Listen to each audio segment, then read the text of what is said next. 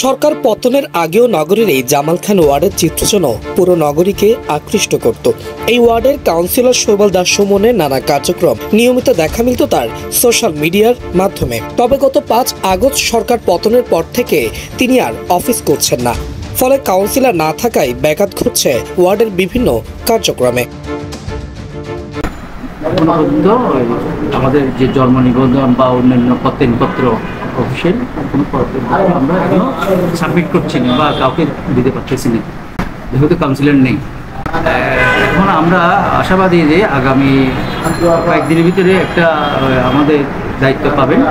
এর মধ্যে আমাদের একটা আঞ্চলিক নির্বাহী কর্মকর্তার একটা দায়িত্ব আছেন, টিসিবির পণ্য ব্যাপারে উনি দায়িত্ব আছেন।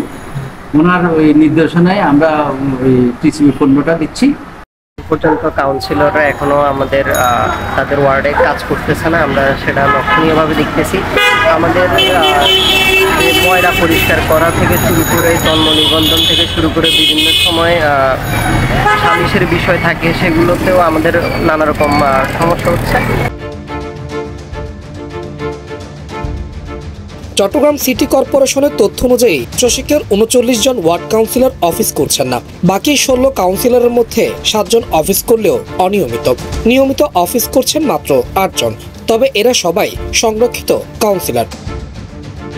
চট্টগ্রামের 20 নং ওয়ার্ডের কাউন্সিলর চৌধুরী হাসান মাহমুদ হাসনি, তিনি নিরাপত্তা সংখ্যায় অফিসে না এলেও ওয়ার্ড সচিব বলছেন তিনি অন্যত্র থেকে অফিসের কার্যক্রম পরিচালনা করছেন।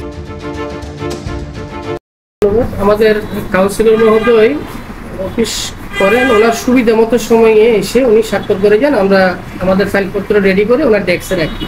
ওনার কাছে চাবি আছে অফিসে, উনি ওনার সুবিধা মতো সময়ে এসে স্বাক্ষর করে দেন। কোনো খোঁজ নেই 15 নং ওয়ার্ড কাউন্সিলর গিয়াসউদ্দিনের। কাউন্সিলের স্বাক্ষর না মিলাই এই ওয়ার্ডে জমা পড়ে আছে প্রায় 20টিরও অধিক জন্ম নিবন্ধন সনদ।